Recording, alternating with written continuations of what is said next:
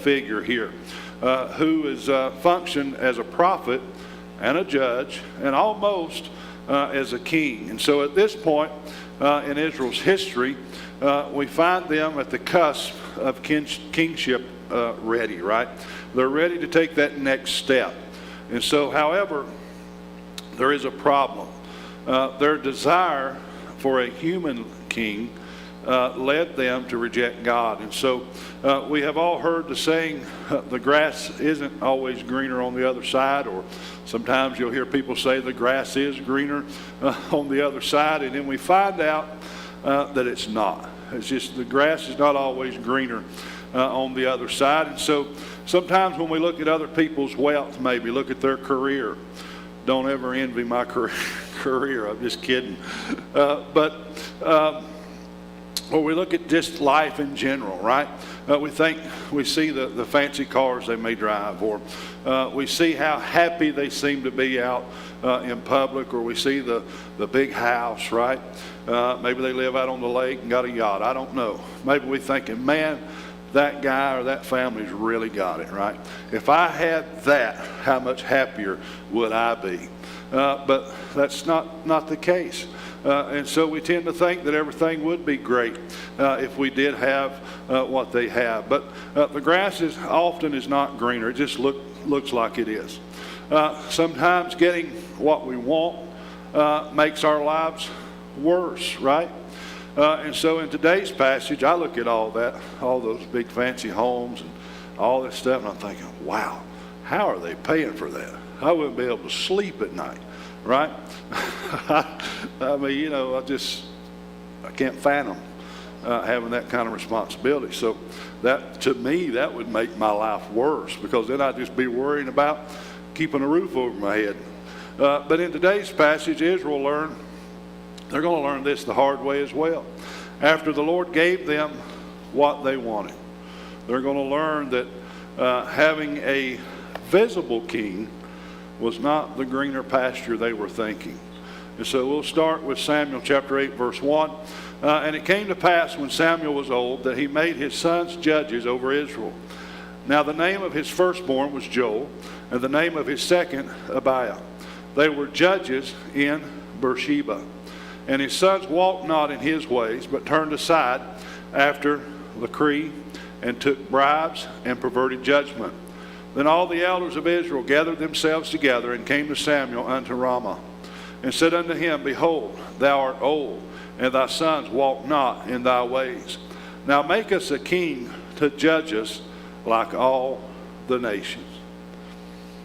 So it's telling us here that Samuel's coming to the end of his life. He's nearing death, and so it just was natural for the Israelites to look for his successor, right? However, Samuel's two sons, who Samuel had appointed judges, they turned out to be ungodly. They turned out to be crooked, right? And so Samuel's sons, Joel and Abijah, became corrupt. And that was primarily because they abused their position. How many times have we heard about that, right? As regional judges for their own personal gain. And so they were appointed by their aging father to serve here in Beersheba. But they rejected Samuel's righteous standards, right? They pursued bribes. They took extortion and had dishonest wealth, which really severely compromised the justice system that was set in place. And so the corruption here of Samuel's son really serves as a major substance in Israel's history. And so because the people could not trust the future leadership of the judges, so it was prompting the elders here of Israel to demand a human king, that greener pastures, right? Thinking it would be better off to have an actual king instead of judges. And so that, we know, is leading to the anointing of Saul. But because of this, the elders of Israel had approached Samuel and requested to have a king to judge them, a king like those of other nations. The sinfulness here of the Israelites' request did not just lie their desire for a king in general, but by setting up his sons as judges after Samuel, he was already taking a step toward kingship, right? We look at the king and queen of England, of other nations throughout history, and those monarchs, the crown automatically would pass the monarch's eldest child would become the king or queen when that current ruler died. And so it seemed to be starting that way with Samuel here when he was appointing his sons to take over as judges. But in addition there, the book of Judges constantly mentions the lack of a king as one of the reasons why the Israelites did what was right in their own eyes. We know that a good, godly king would have advanced the nation of Israel and drawn them closer to the true king, right?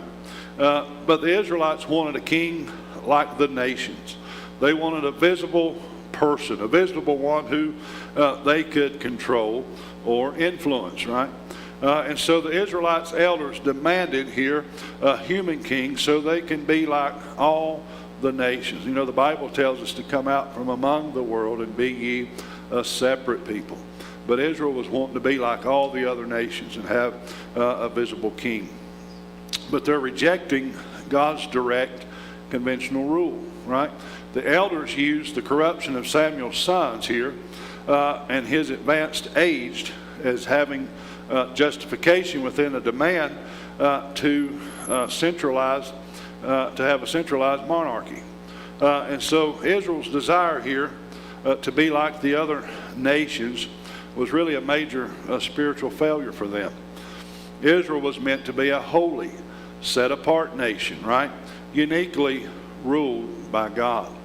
Wanting a human king here just showed that they wanted to blend in, right, with the surrounding pagan cultures. But this bold demand, it devastated Samuel. But God later is going to reveal to him that the people were ultimately rejecting his kingship, not just Samuel's leadership here. So we'll go to verse 6. But the thing displeased Samuel when they said, give us a king to judge us. And Samuel prayed unto the Lord. And the Lord said unto Samuel, hearken unto the voice of the people, and all that they say unto thee. For they have not rejected thee, but they have rejected me, that I should not reign over them, according to all the works which they have done since the day that I brought them up out of Egypt, even unto this day, wherewith they have forsaken me and served other gods, so do they also unto thee. Now therefore hearken unto their voice. Howbeit yet protest solemnly unto them, and shew them the manner of the king that shall reign over them. So although the people here had rejected Samuel, that was not really the main problem, the main issue. Instead, they had really rejected God, who had guided their fathers, right, and had rescued them from out of Egypt. But this, we know through the history of the Israelites, this was no new attitude, right? The people had been rejecting God constantly. Even in the land of Egypt, they were worshiping false gods, right? And then they bringing those idols along with them in the new wilderness. And so, to put it simply, the Israelites did not trust God, it seems like. They forgot that God's presence with them made them a distinct people, right? And that He was the one who fought their battles. We look at all the battles that were fought and how they were won, right? And we know that God was the one that was fighting the battle. And Angie sings the song, "The battle's not mine," all right? And so, but they didn't need a visible king, right, to make decisions for them. God had been doing a really good job for Himself, right?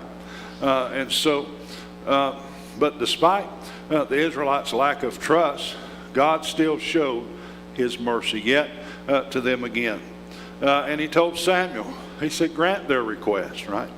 So this would be an act of mercy and judgment.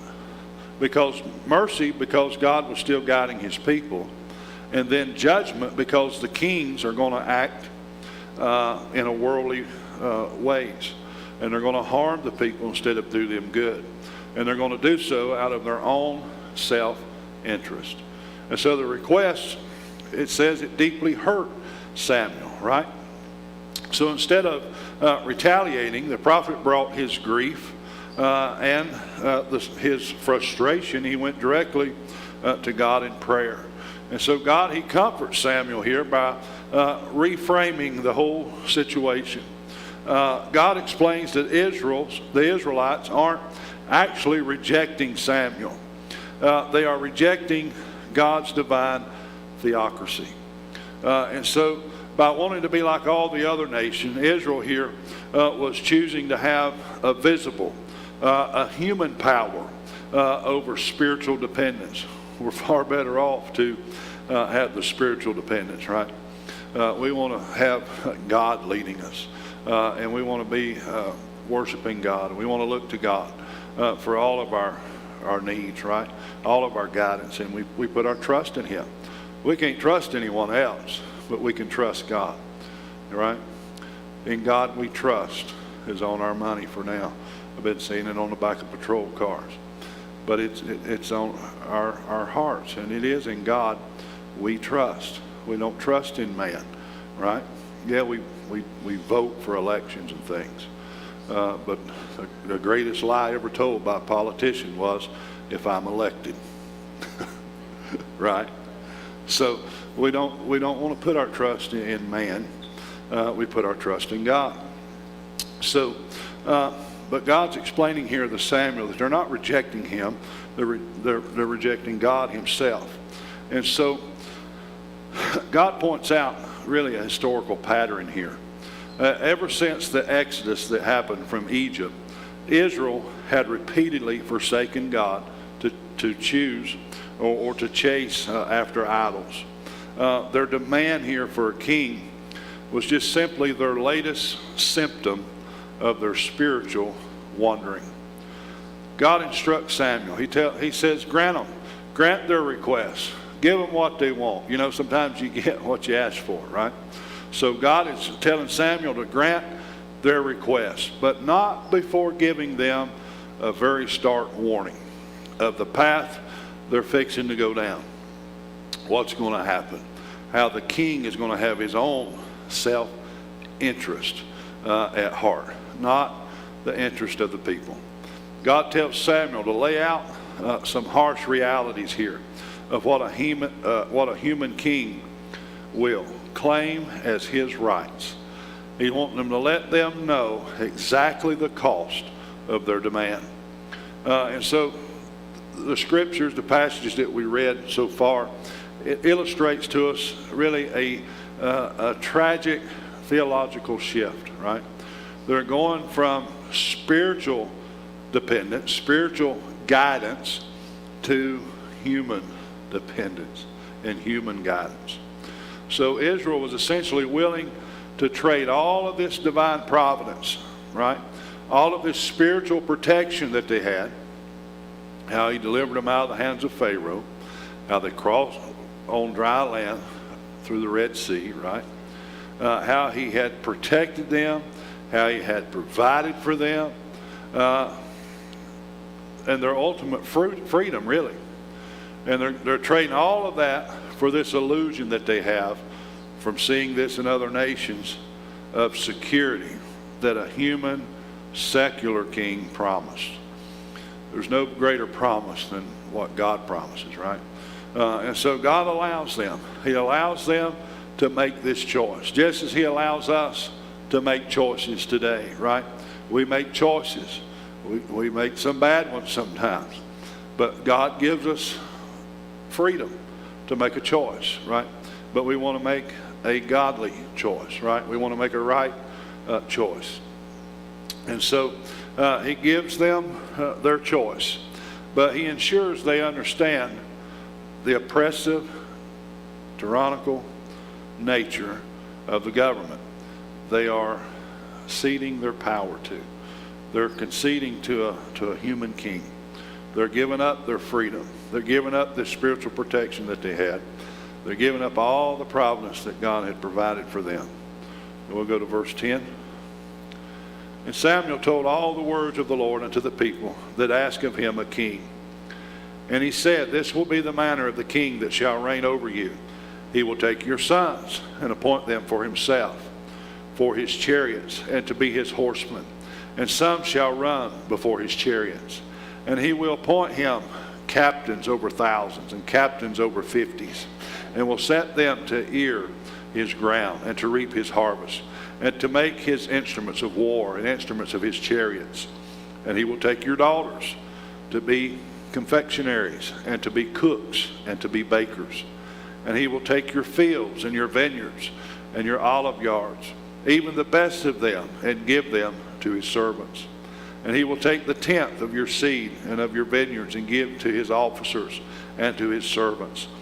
And he will take your men servants and your maiden servants and your goodliest young men and your asses, and put them to his work.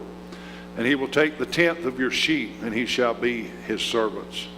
And ye shall cry out in that day because of your king, which ye shall have chosen you, and the Lord will not hear you in that day.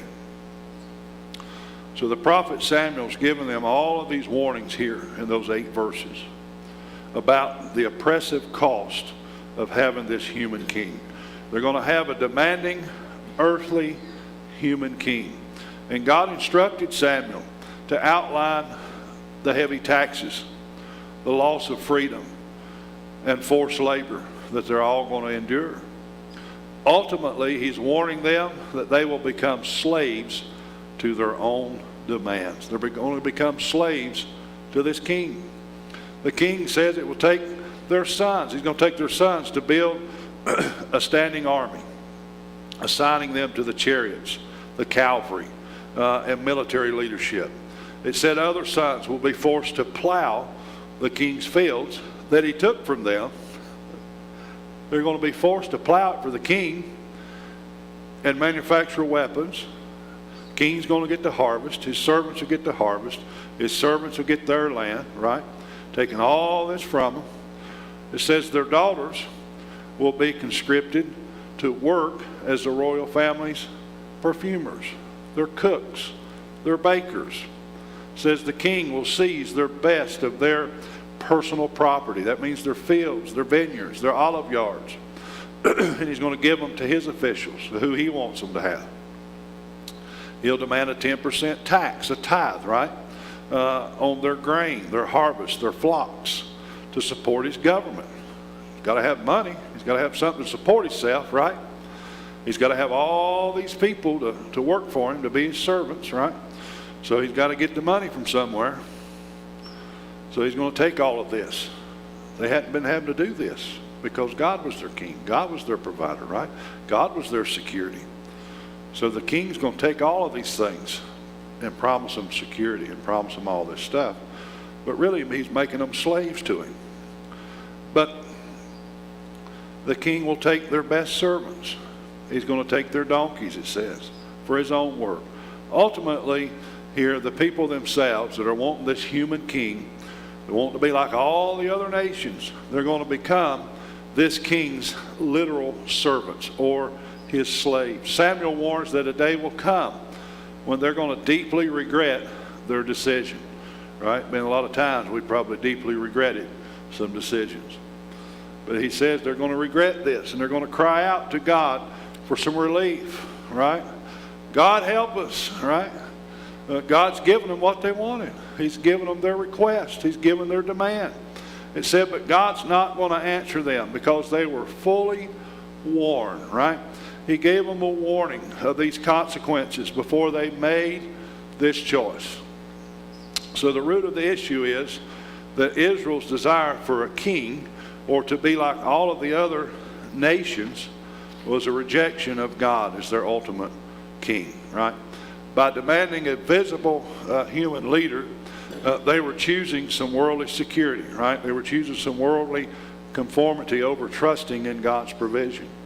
So having conceded the request for a king, God told Samuel here to warn the people, which he did, about what would happen Instead of being only under the just leadership of their rightful king, the people would experience all of these injustices here, just as all the subjects of kings and other nations did.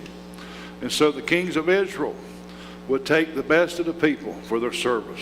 They would exact those heavy taxes in various forms that we read about, and would subject the people to another bondage. God had just rescued them from bondage out of Egypt, their fathers, right? And here they are putting themselves into bondage again.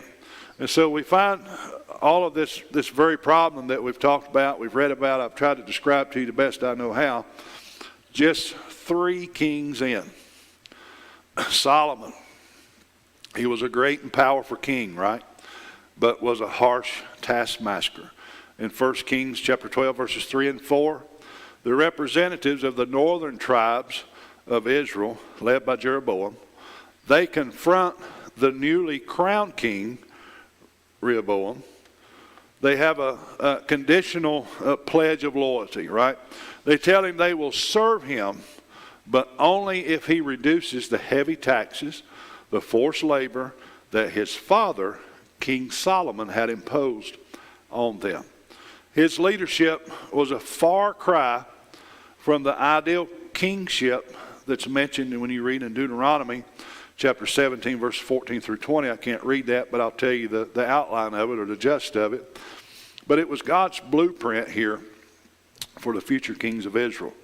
It acts here as a set of constitutional guidelines, okay, to prevent Israel's monarchy from becoming corrupt by forbidding the accumulation of excessive military power, excessive wealth, and foreign wives, while demanding that the king read God's law daily, okay? So a godly king was to avoid getting horses from Egypt, military might, since the Lord had delivered them out of Egypt. A godly king was to avoid marrying many wives, making foreign political alliances, since they would lead his heart astray, right? He would be compromised. He would be looking at false gods. We know King Solomon had 700 wives of royal birth, 300 concubines, totaling 1,000 women.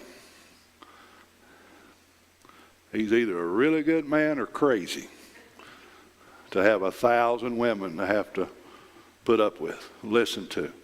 So you can see how he could get his heart led astray, right? In all of those different directions. So a godly king was to avoid accumulating all of that excessive wealth, since the Lord was the provider, right? And so a godly king was to write a copy of the law and to meditate on it daily. And that was to ensure that his heart was steadfast to God, right? So Solomon broke all of those, and the nation was split after his reign into the northern and the southern kingdom. But sin destroyed the kings of Israel and the Israelites. In 1 Samuel chapter 12, verse 25, but if ye shall still do wickedly, you shall be consumed, both ye and your king. So that serves as a sobering reminder from even the prophet Samuel that human leaders cannot protect a nation from the spiritual consequences of turning away from God. So obedience to God dictates the ultimate destiny of both the people and their rulers, right? But it's not the end of the story, okay? Thank goodness that's not the end of the story.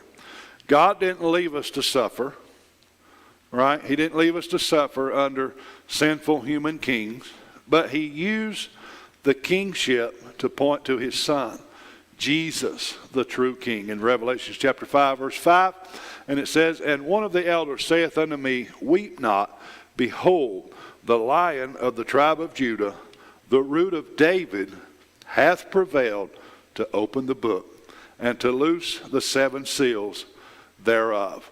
So the true king, the King of kings, the Lord of lords, Jesus, right? It is to him we have to submit, not earthly kings or earthly powers. We submit to him because in Jesus we find eternal mercy, right?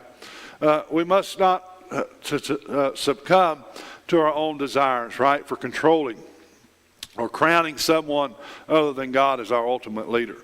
Instead, our lesson today, we must worship Jesus, right, as King. We're surrendering all of the control to Him, and we're asking for His mercy, right? We're asking for His guidance. So the Israelites sinned when they wanted to have a visible king like the other nations. Instead of submitting to God, they wanted a visible leadership, someone they could see like the nations of the world, someone that they could control, someone that they could compromise, right? And so influence him. So we do not live in a monarchy, right? We don't. We fought against that. We're celebrating that 250 years this year. And so we don't live in that. But yet we can fall into that same sin that we've read about. We may put our trust exclusively in political leaders. We don't want to do that. We are expecting them to right all our perceived wrongs, right? But we may simply put our trust in ourselves. Don't want to do that either, because we're seeking to be the masters of our fate. What are we to do?